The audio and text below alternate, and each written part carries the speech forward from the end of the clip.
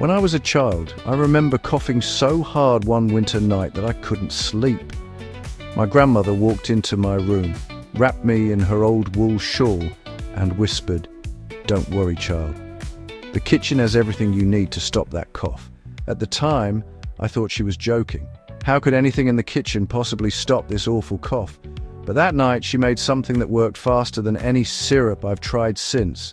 And today I want to share 10 natural, time-tested remedies for coughing that families around the world have trusted for generations. Before we dive into the specific remedies, it's important to recognize the wisdom passed down through generations. These natural cures aren't just about ingredients. They carry with them stories and traditions that connect us to our roots.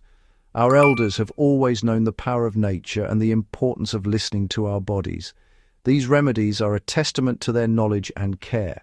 If you're enjoying these natural remedies, don't forget to like this video and subscribe for more health tips. Now let's journey through these time-honored cures, starting with the amazing remedies grandmothers around the world have sworn by. It's funny, isn't it? No matter where you go, India, Italy, Mexico, or right here at home, every grandmother seems to have her own magic cure for a cough. Some use herbs, others swear by steam, and some just hand you a spoonful of something sticky, sweet, and surprisingly powerful. My grandmother used to say, "A cough is your body trying to speak to you. You don't silence it, you help it finish what it started." That stuck with me, because she wasn't just curing the cough, she was helping the body heal. And, as I later discovered, modern science agrees with many of her old tricks. So today, I'll walk you through 10 natural remedies for coughing, all backed by traditional wisdom, and in many cases, science itself. So why do some people cough for weeks while others recover in days? Most of the time, it isn't the cough that's the real problem, it's what's causing it. Dry air, mucus buildup, throat irritation, or even allergies. Each kind of cough needs its own care. And that's exactly why Grandma had a remedy for every kind of cough. Let's start with the first one, her all-time favorite, and still one of the best known in the world. Grandma's golden rule was always, when in doubt, take a spoonful of honey. Honey doesn't just taste sweet. It soothes the throat, reduces irritation, and has natural antibacterial properties. You can take it straight by the teaspoon or mix it into warm tea or water with lemon. But here's a key detail Grandma always emphasized: never boil honey. She said, "Honey's alive, don't kill it." And she was right. Heating honey too much destroys its healing enzymes. The second one came straight from her garden. Ginger. She'd slice fresh ginger, boil it, and make me drink that spicy tea. At first, I'd grimace, but it always worked. Ginger has anti-inflammatory and antibacterial properties that help relax your airways and reduce coughing. Sometimes, I still chew on a small piece of fresh ginger when my throat feels tight. Then came turmeric, the bright yellow spice she called sunshine powder. Turmeric's active compound, curcumin, has anti-inflammatory, antiviral, and antibacterial effects. She'd mix a pinch of turmeric with black pepper in warm milk or tea. And now we know that black pepper helps the body absorb curcumin better. So once again, Grandma was ahead of science. For coughs that rattled deep in the chest, Grandma turned to thyme. She called it the singer's tea. She'd steep dried thyme leaves in hot water for 5 minutes, strain it, and add honey. Thyme tea has expectorant properties. It helps loosen phlegm and soothe your airways, especially during bronchitis or respiratory infections. Now, if the cough was stubborn but not heavy, she'd use peppermint. Just the smell alone seemed to help me breathe better. Peppermint's menthol numbs throat nerve endings, calming the cough reflex. You can drink peppermint tea or inhale peppermint steam. Both are incredibly refreshing and effective.